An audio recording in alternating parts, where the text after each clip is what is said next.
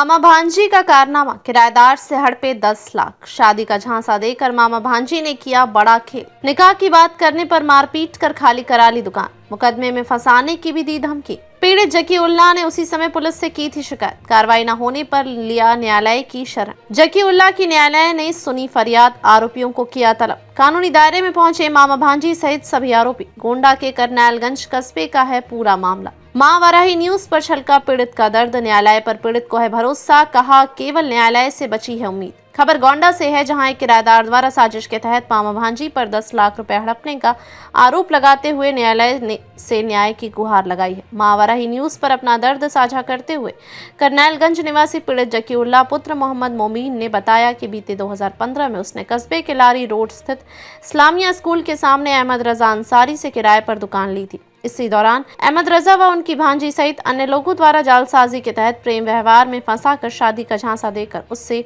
10 लाख रुपए हड़प लिए। कुछ दिनों बाद जब उसने शादी की बात की तो शादी न करके उसके साथ मारपीट की गई तथा दुकान भी खाली करा ली गई। इतना ही नहीं बल्कि पीड़ित जकीउल्लाह ने गंभीर आरोप लगाते हुए बताया कि मामले में जान माल के साथ ही मुकदमे में फंसाने की धमकी दी गई। स्थानीय पुलिस से न्याय न मिलने पर पीड़ित ने न्यायालय का दरवाजा खटखटाया तो न्यायालय ने आरोप को तलब कर कानूनी दायरे में ले लिया।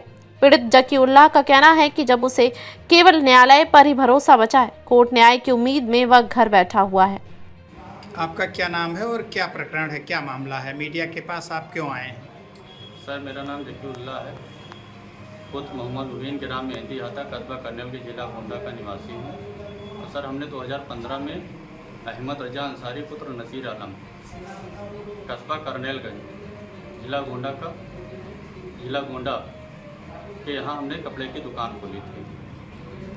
उसके बाद हमारी दुकान अच्छी चल रही थी और दुकान चलते चलते इनकी एक भांजी थी रिहाना अंसारी, जो वही छत के ऊपर रहती थी। उसने अपने संपर्क में मुझे लिया, उसने अपना लव लेटर हर एक चीज़ मुझे दिया, अपनी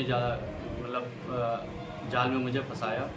और उसके बाद में इन लोगों की क्या मनसा थी, इनके मामू अहमद रजा अंसारी पुत्र नसीर आलम, मोहम्मद रजा अंसारी पुत्र नसीर आलम, असलम अंसारी पुत्र नसीर आलम और रिहाना अंसारी पुत्री फजलुर रहमान निवासी गाड़ी बाजार मोहल्ला कस्बा करनैलगंज की। इन लोगों चारों लोगों की क्या मनसा थी, जो मुझसे शादी करने का वादा किया और धीरे धीरे करते हुए 10 लाख रुपया मुझसे ले लिया किस्तों में नकद। और नकद लेने के बाद में जब हमने कुछ दिन बाद शादी के लिए कहा तो इन लोगों ने शादी भी नहीं किया, बल्कि मेरा दुकान भी खाली करा लिया और जान से मारने की धमकी दी और मारा पीटा की और मुझे मेरे ऊपर 376 का मुकदमा लिखाने की धमकी भी दी। ये कब का मामला है? सर, ये 2020-21 का मामला है। जब ये चीज़ मुझे मेरे ऊपर ये घटनाएं घटी, इसके बाद हमने थाने में एक आवेदन दिया। थाने में आवेदन देने के बाद मेरे थाने में कोई सुनवाई नहीं हुई। उसके बाद मैंने न्यायालय का शरण लिया। न्यायालय में हमारी बयान हुई, हमारे बाद हमारे 2 गवाहों की बयान हुई।